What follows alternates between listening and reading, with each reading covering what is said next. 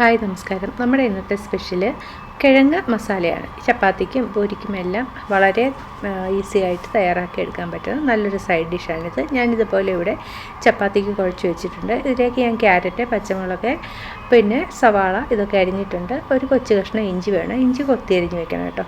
എന്നിട്ട് നമുക്ക് കിഴങ്ങുണ്ടല്ലോ അത് പുഴുങ്ങിയെടുത്ത് വെച്ചിട്ടുണ്ട്. വളരെ ഈസിയാണ് ഈ കിഴങ്ങ് മസാല ഉണ്ടാക്കാനായിട്ട്. ഇത് ഒന്ന് തോല് കളഞ്ഞ് പുഴുങ്ങി ഉടച്ചൊക്കെ വയ്ക്കണം. ഒരു പാൻ അടുപ്പ് വെച്ചിട്ട് അതിലേക്ക് കുറച്ച് എണ്ണ ഒഴിക്കാം. അതിലേക്ക് നമുക്ക് കടുക് ഇട്ടിട്ട് കുറച്ച് കറിവേപ്പിലയും ഉണക്കമുളകും ഒക്കെ ഇടാം.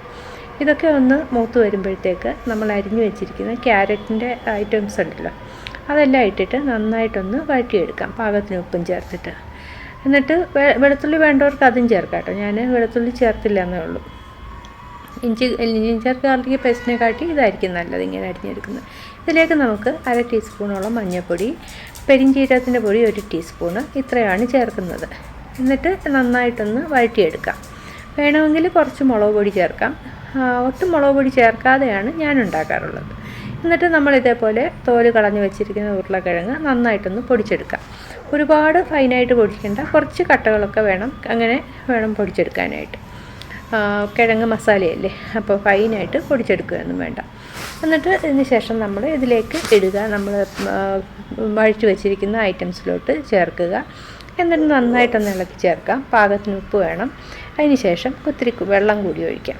വെള്ളം കൂടി ഒഴിച്ചിട്ട് നന്നായിട്ടൊന്ന് തിളപ്പിച്ചെടുക്കാം. ഒരുപാടങ്ങ് ലൂസാക്കി എടുക്കണ്ട. അപ്പോൾ വലുതായിട്ട് കിടക്കുന്ന കട്ടകളൊക്കെ ഒന്ന് ഉടച്ചെടുക്കാം. 1 ടീസ്പൂണോളം കുരുമുളക് പൊടിയും കൂടെ ചേർക്കാം. ഭയങ്കര ടേസ്റ്റ് ആയിരിക്കും കേട്ടോ. ഇത്രയേ ഉള്ളൂ, വളരെ ഈസിയാണ്. നമ്മുടെ അടിപൊളിയായിട്ടുള്ള കിഴങ്ങ് മസാല റെഡി ആയിട്ടുണ്ട്. അപ്പോൾ ഇത് ചപ്പാത്തി, പൂരി, ദോശ എല്ലാത്തിനും വളരെ നല്ല ഒരു കറിയാണ്. മസാല ദോശയ്ക്കകത്ത് മസാലയായിട്ട് വെക്കാനും നല്ലതാണ് കേട്ടോ. അപ്പോൾ ഇഷ്ടപ്പെട്ടെങ്കിൽ കമൻറ്റിൽ അറിയിക്കണേ.